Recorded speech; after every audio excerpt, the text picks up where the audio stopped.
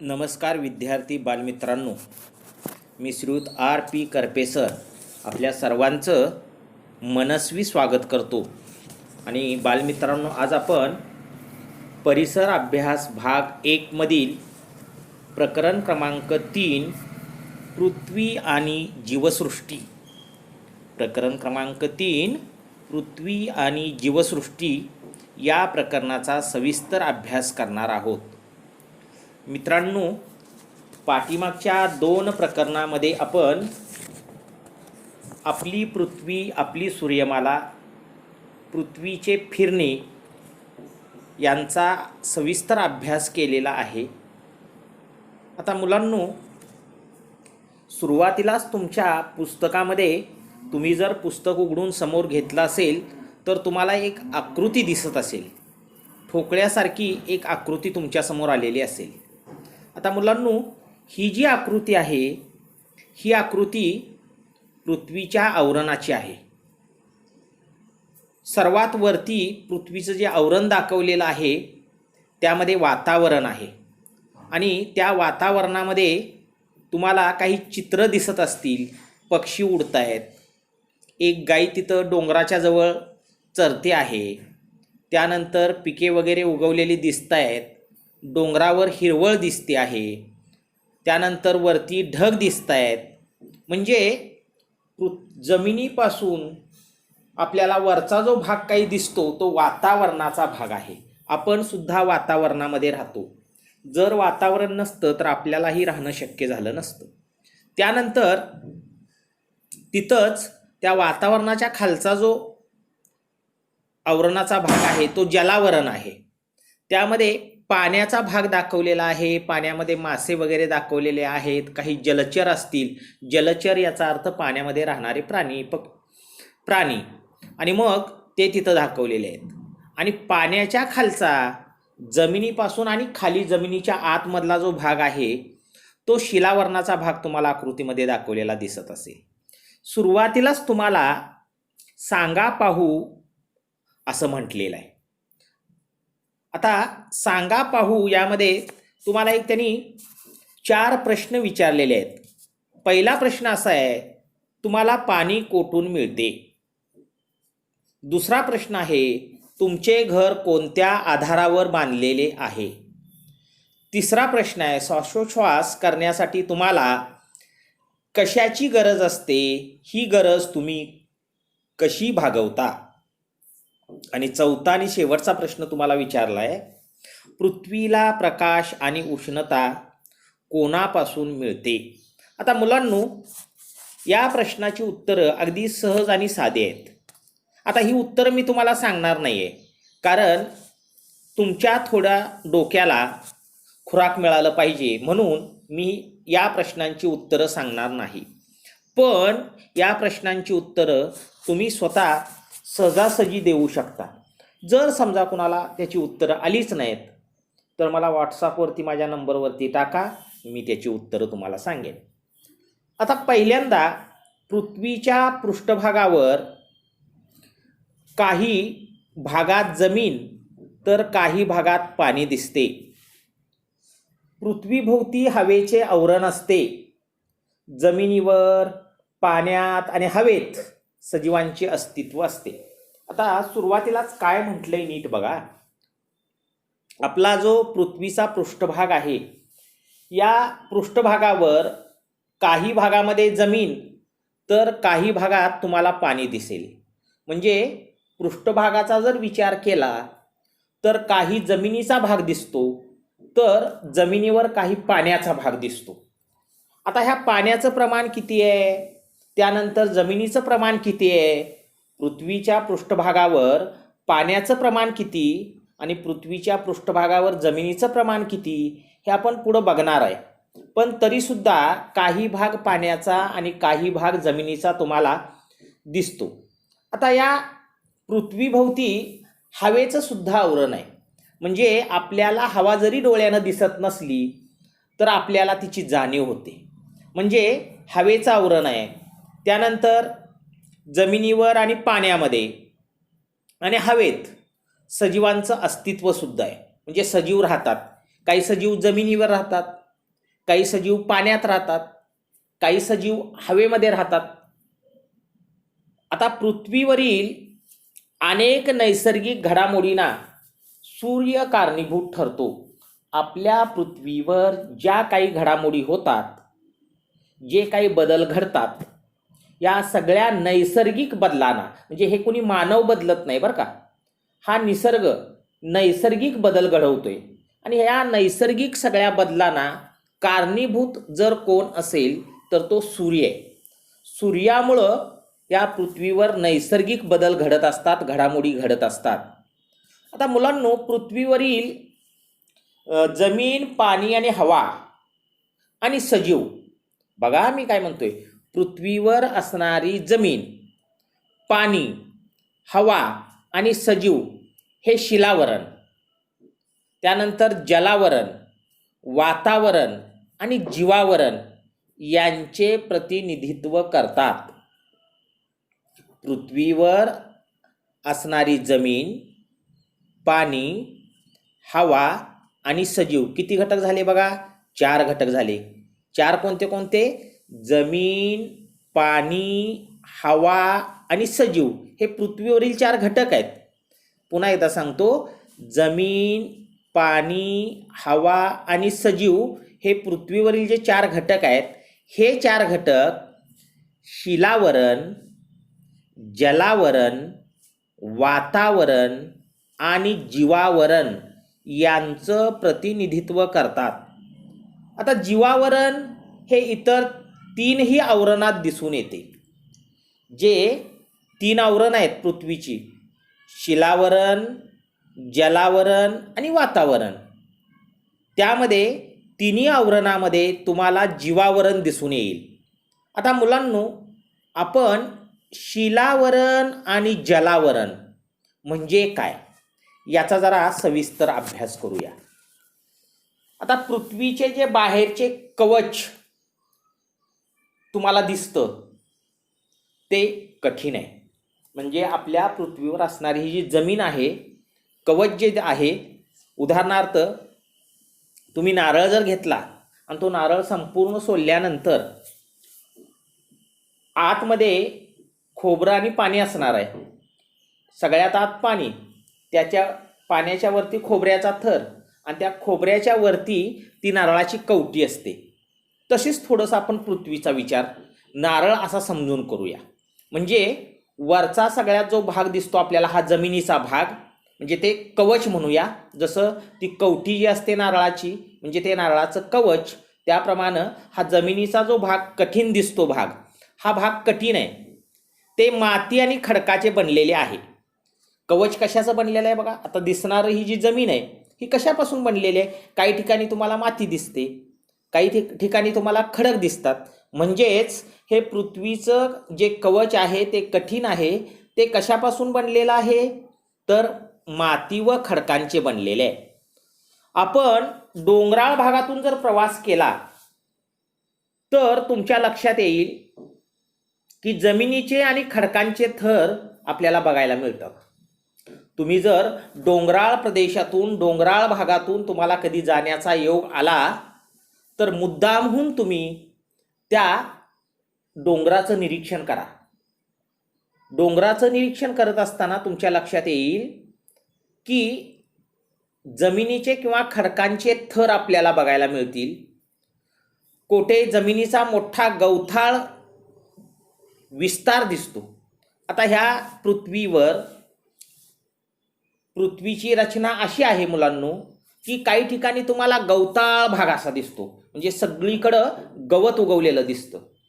तर कोठे तुम्हाला असा ओसाड भाग दिसेल. ओसाड म्हणजे त्या ठिकाणी काहीही उगवत नाही, अशी ती जमीन ओसाड पडलेली आहे, पडाक जमीन पडलेली आहे. म्हणजे काही ठिकाणी तुम्हाला गवताळ आणि विस्तृत असा भाग दिसेल. तुम्हाला साधं उदाहरण सांगतो मुलांनो. आपल्या सातारा जिल्ह्यामध्ये कासचं पठार आहे. कासचं पठार, या कासच्या पठारामध्ये सर्वसाधारणपणे सप्टेंबर ते ऑक्टोबर या महिन्यांमध्ये एक विशिष्ट प्रकारची अशी फुलांच्या झाडे उगवलेली आपल्याला बघायला मिळतात, रोपटी उगवलेली बघायला मिळतात. ती नैसर्गिक आहेत. कुणी लावत नाहीत, काय नाही. डोंगराळ भाग आहे, वर असा पठार म्हणजे विस्तृत असा जमिनीचा भाग आहे आणि त्यावर हे काचच्या पठारावरती विविध रंगांची फुलं बघायला मिळतात. ती कुणीही लावत नाही. आणि मग इतर महिन्यामध्ये मात्र सप्टेंबर ऑक्टोबर सोडल्यानंतर इतर जे काही महिने आहेत त्यावेळी मात्र तिथं तुम्हाला काही बघायला मिळत नाही. तसं या ठिकाणी आपल्याला काही ठिकाणी पृथ्वीवर गवताळ प्रदेश बघायला मिळतो, असा विस्तृत असा गवतानं झाकलेला प्रदेश. तर काही ठिकाणी तुम्हाला ओसाड प्रदेश बघायला मिळतो. काही ठिकाणी तुम्हाला वाळूच वाळू अशी पसरलेली बघायला मिळेल. राजस्थानमध्ये जर तुम्ही गेला मुलांनो तर जिकडं तिकडं असा वालुकामय प्रदेश म्हणजे वाळूचा प्रदेश तुम्हाला बघायला मिळेल. तर काही ठिकाणी आपल्याला व्यवस्थित पिकाऊ जमीन बघायला मिळते की जिथं आपण पिकं वगैरे लावलेली आहेत. मग कोणत्याही प्रकारचं पीक असेल तर पिकाऊ जमीन बघायला मिळेल. तर काही ठिकाणी झाडाने झाकलेला गर्द असा प्रदेश तुम्हाला बघायला मिळेल, त्याला आपण जंगल म्हणतो. म्हणजे झाडाने झाकलेला जंगली भाग तुम्हाला बघायला मिळेल. काही ठिकाणी तुम्हाला झाडांच्या मुळ्यांनी भरलेल्या मातीचे खोलवरचे थर दिसतील. तर काही ठिकाणी झाडांच्या मुळ्यांनी दुभंगलेले खडक पण असे दिसतील. म्हणजे झाडांच्या मुळ्या जमिनीमध्ये गेल्यानंतर काही ठिकाणी खडकांना अशा भेगा पडतात, त्यांना म्हणायचं दुभंगलेले खडक. तर काही ठिकाणी तुम्हाला पर्वतांचे उतार दिसतील, म्हणजे पर्वतरांगा बघायला मिळतील, त्यांचे उतार बघायला मिळतील. कोठे कोठे तुम्हाला उंचच्या उंच खडकांचे सुळके बघायला मिळतील, ज्याला आपण शिखरे म्हणतो. म्हणजे पर्वतामध्ये असे उंचच्या उंच सुळके म्हणजे त्याला आपण शिखर म्हणतो, ते सुळके बघायला मिळतील. पृथ्वीवरील हा जमिनीचा थर शिलावरणाचा भाग आहे. म्हणजे मुलांनो पृथ्वीवर ही जी काय तुम्हाला जमीन बघायला मिळते, मग ती गवताळ जमीन असू दे, ओसाड जमीन असू दे, पर्वतानी विस्तृत जमीन असू दे, किंवा झाडांनी झाकलेली जमीन असू दे, किंवा पिकांनी झाकलेली जमीन असू दे, म्हणजे ही जी काही तुम्हाला जमीन बघायला मिळते हा शिलावरणाचा भाग आहे. म्हणजे थोडक्यात काय तर पृथ्वीवरील दिसणारी सर्व प्रकारची जमीन, मग ती पिकांची जमीन असेल, वाळूची पसरलेली जमीन असेल, खडकांची जमीन असेल, ओसाड जमीन असेल, पिकांनी झाकलेली जमीन असेल, झाडांनी विस्तृत म्हणजे जंगलाचा भाग असेल, ही सगळी जमीन शिलावरणाचा भाग आहे. पृथ्वीचा बराचसाच भाग पाण्याने सुद्धा तुम्हाला झाकलेला बघायला मिळतो.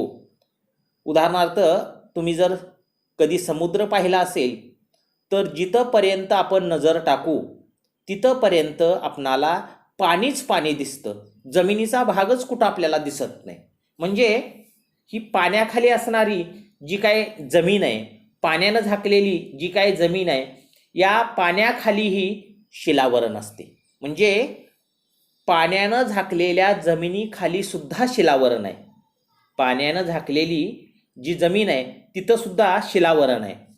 आता पृथ्वीचे बाहेरील कवच व त्याखालील थराचा काही भाग मिळून शिलावरण बनते.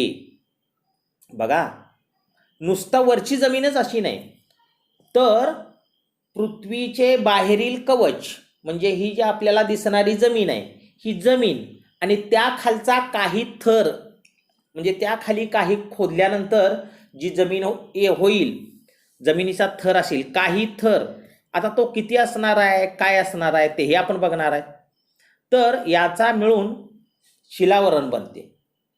आता पृष्ठभागाच्या ही जी पृथ्वी आहे या पृथ्वीच्या पृष्ठभागाच्या सुमारे 1/3 भाग म्हणजे 1/3 भाग जमिनीचा आहे.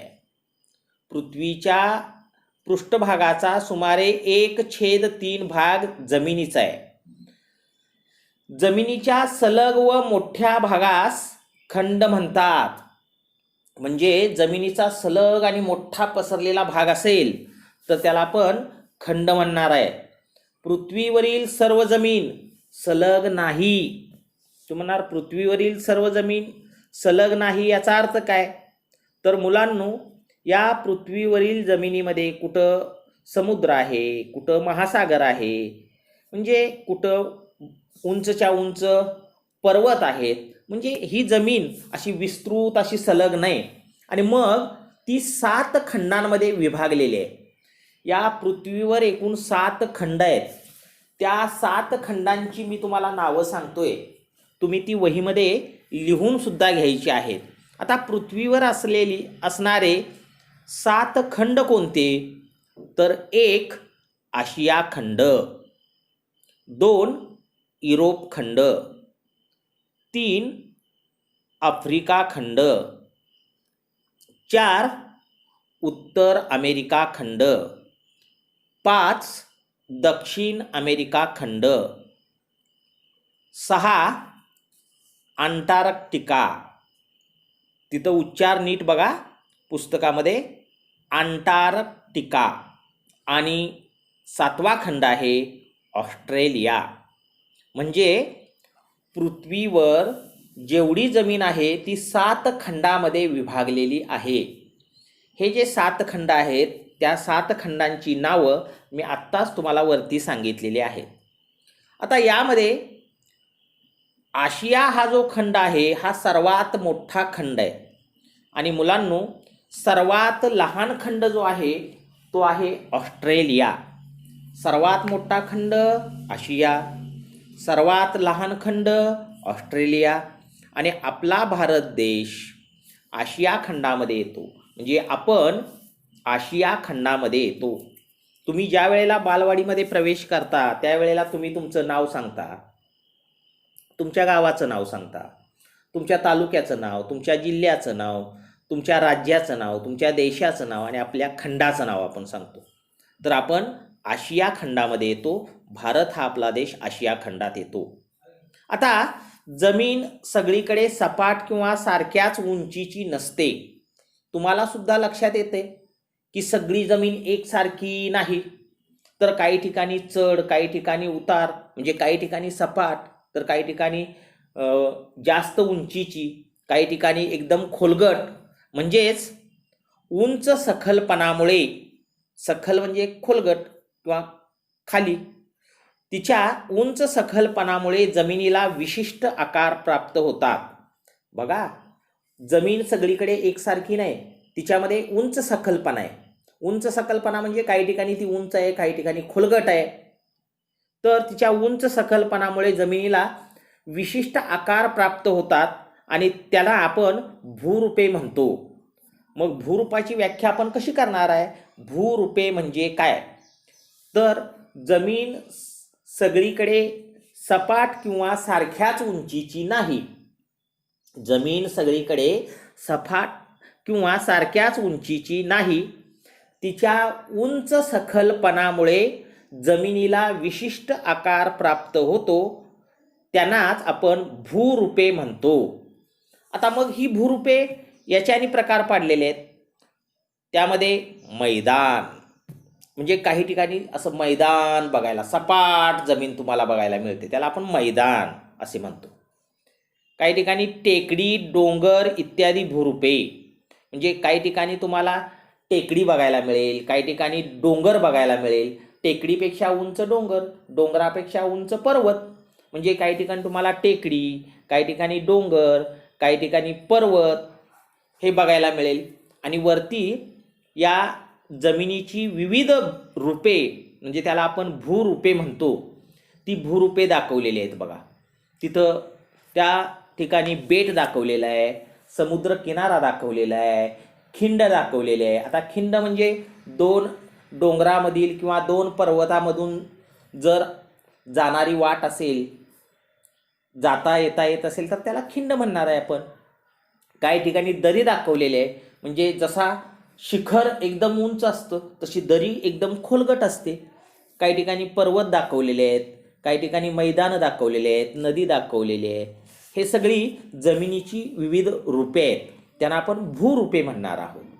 आता पृथ्वीच्या पृष्ठभागाचा सुमारे 2/3 भाग पाण्याने व्यापलेला आहे.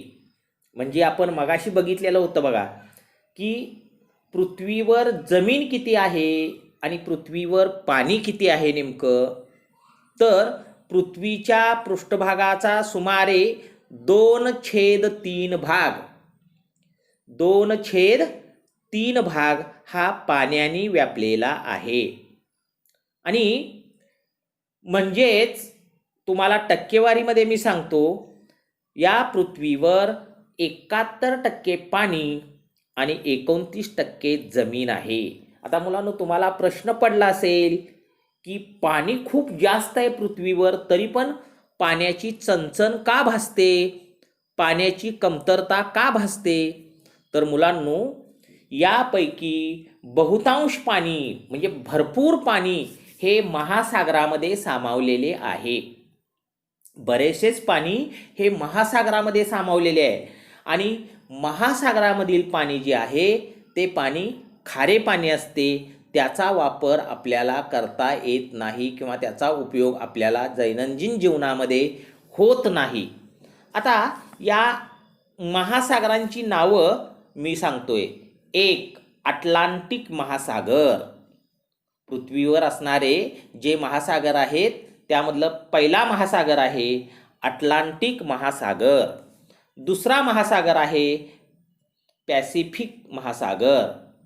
तिसरा महासागर आहे आर्कटिक महासागर. तिसरा महासागर आहे आर्कटिक महासागर. चौथा महासागर आहे हिंदी व दक्षिण महासागर. हिंदी व दक्षिण महासागर हे 5 महासागर आहेत. म्हणजेच पहिला अटलांटिक, दुसरा पॅसिफिक, तिसरा आर्कटिक, चौथा हिंदी आणि 5वा दक्षिण, असे 5 महासागर आहेत. महासागर आणि जमीन यांच्या सीमा भागाला सागर तट म्हणतात. तट म्हणजे किनारा, समुद्राचा किनारा, सागर किनारा. मग महासागर आणि जमीन यांच्या सीमा भागाला, म्हणजे जिथं महासागर संपतो आणि जिथून जमीन सुरू होते तो जो काही भाग असतो तो सीमा भाग म्हणायचं. त्याला आपण सागर तट किंवा किनारपट्टी म्हणतो. तुम्ही जर कुठं समुद्र किनारी गेला असेल तर त्या समुद्राची किनारपट्टी म्हणजे समुद्र संपल्यानंतर किंवा पाणी संपल्यानंतर जो काही काठावरचा भाग आपल्याला दिसतो, कडेचा भाग दिसतो, त्याला आपण किनारपट्टी म्हणतो. आणि या किनारपट्टीवर वेगवेगळ्या आकाराची जलरूपे तयार होतात. म्हणजे किनारपट्टीवर सुद्धा पाण्याची काही रूपं तयार होतात. तुम्ही म्हणणार काय तयार होतात? तर उदाहरणार्थ समुद्र म्हणजे महासागराचाच एक, महासागराच्या किनारपट्टीवर तयार झालेला हा भाग आहे समुद्र. उपसागर, सामुद्रधुनी, आखात, खाडी इत्यादी जलरूपे महासागराचे भाग आहेत. म्हणजेच महासागराचे भाग कोणते असं जर आपल्याला प्रश्न आला तर त्याचं उत्तर आपल्याला लिहावं लागेल. समुद्र म्हणजे सागर, उपसागर, सामुद्रधुनी, आखात, खाडी इत्यादी ही जलरूपे महासागराचे भाग आहेत. आता जमिनीवरून वाहणारे पाणी असा पुढचा मुद्दा आहे. मुलांनो, पृथ्वीवर जमिनीवरून वाहणारे लहान मोठे पाण्याचे प्रवाह असतात. म्हणजे जसं सागर महासागर झाले त्याच पद्धतीनं जमिनीवरून सुद्धा किंवा पृथ्वीवरून वाहणारे आपल्याला लहान मोठे पाण्याचे प्रवाह दिसतात. आणि यांचे पाणी खारे नसते तर ते गोडे पाणी असते. म्हणजे ज्या पाण्याचा आपण दैनंदिन व्यवहारामध्ये वापर करू शकतो, पिण्यासाठी, आंघोळीसाठी, आपल्या शरीर स्वच्छतेसाठी, धुण्या भांड्यासाठी ज्या पाण्याचा आपण वापर करतो ते गोडे पाणी असते. आता त्यांना आपण त्यांचे सुद्धा काही रूप आहेत. त्यामध्ये ओहळ, ओढा, नदी अशी नावे आहेत. म्हणजे ओहळ, ओढा, ओढ्यापेक्षा लहान त्याला आपण ओहळ, आपण त्याला ग्रामीण भाषेत ओघळ म्हणतो, ओघळ. पण ओघळ इथं न म्हणता तुम्ही ओहळ म्हणायचं आहे.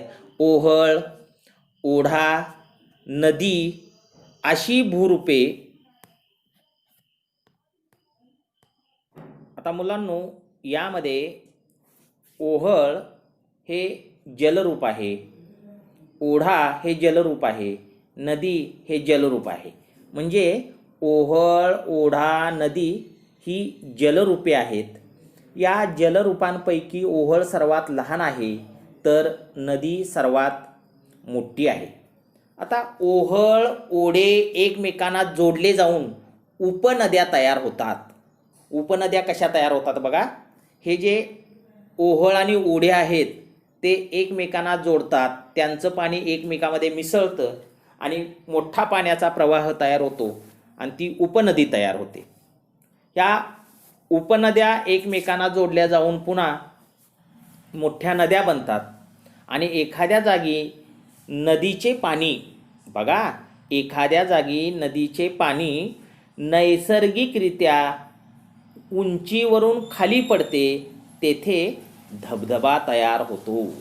धबधबा कुठं तयार होतो, तर एखाद्या जागी नदीचे पाणी नैसर्गिकरित्या, म्हणजे आपण वरून पाडणार नाही, नैसर्गिकरित्या निसर्गानं तशी रचना केलेली असते आणि उंचावरून जिथं खाली पडते त्याला आपण धबधबा म्हणतो. आणि ह्या नद्या शेवटी सागराला जाऊन मिळतात, म्हणजे समुद्राला जाऊन मिळतात. आता त्याच्या पुढचा जो भाग आहे तो आहे सरोवर. आता सरोवर म्हणजे काय, लहान मुद्दा आहे. जमिनीच्या एखाद्या सखल भागात नैसर्गिकरित्या पाणी साठून तयार झालेल्या मोठ्या जलाशयाला सरोवर म्हणतात आणि लहान जलाशयाला तळे म्हणतात. बघा, जमिनीचा एखादा सखल भाग म्हणजे खोलगट भाग, सखल याचा अर्थ खोलगट, जमिनीचा एखादा खोलगट भाग आहे आणि त्या खोलगट भागामध्ये नैसर्गिकरित्या जर पाणी साठत असेल नेहमी आणि पाणी साठत असेल तर त्याला, त्या मोठ्या जलाशयाला, मोठा भाग असतो नेहमी नैसर्गिकरित्या तिथं पाणी साठतं, अशा त्या भागाला आपण सरोवर म्हणणार आहोत. म्हणून व्याख्या आपण काय केली, जमिनीच्या एखाद्या सकल भागात नैसर्गिकरित्या पाणी साठून तयार झालेल्या मोठ्या जलाशयाला सरोवर म्हणतात आणि त्याच्यापेक्षा लहान जर जलाशयाचा भाग असेल तर त्याला आपण तळे म्हणतो. ही तळी कृत्रिमरित्या तयार केलेली असतात, म्हणजे मानव निर्मित आहेत, पण सरोवर हे निसर्ग निर्मित आहे. लक्षात घ्या, हा दोन्हीतला फरक आहे. तळे हे मानव निर्मित आहे, मानवानं एखादा खोलगट भाग बघून तिथे बांध घालून मोठ्या प्रमाणामध्ये पाणी अडवलेले असते आणि त्या भागाला आपण तळे म्हणतो. पण सरोवर हे काय असतं, तर सकल भाग असतो, तो नैसर्गिकरित्या असतो आणि तिथं पाणी पण नैसर्गिकरित्या साठत असतं, नेहमी पाणी असतं, असा मोठा जलाशयाचा भाग आहे. तर मुलांनो, आज आपण इथंपर्यंतचाच भाग अभ्यासणार आहोत. त्यानंतर तुम्हाला वरती चित्रामध्ये तुम्ही जर पुस्तक समोर घेतलं असेल तर वेगवेगळे खंड, मग तुम्हाला सांगितलं की पृथ्वीवर असणारे खंड, म्हणजे हे जी पृथ्वी आहे या पृथ्वीवर असणारे खंड आणि पृथ्वीवर असणारे महासागर, त्यांची नावं दिलेली आहेत. ती नावंसुद्धा तुम्ही बघायची आहेत. त्या आकृतीचं तुम्ही बारकाईनं निरीक्षण करायचं आहे आणि पुन्हा एकदा तुम्ही हे शांतपणानं मी शिकवलेला भाग एकदा नजरेखालून घालायचा आहे. ज्या काही महत्त्वाच्या व्याख्या आहेत त्या व्याख्यांची तुम्ही तुमच्या वहीमध्ये व्यवस्थित नोंद करून ठेवायची आहे आणि नित्यनेमानं अभ्यास करत राहायचं आहे. या ठिकाणी पुढच्या भागामध्ये आपण नंतर हिमस्वरूपातील पाणी वगैरे हे इथून पुढचा भाग आपण पुढच्या व्हिडिओमध्ये अभ्यासणार आहोत. आता आपण या ठिकाणीच थांबतो आहोत. धन्यवाद.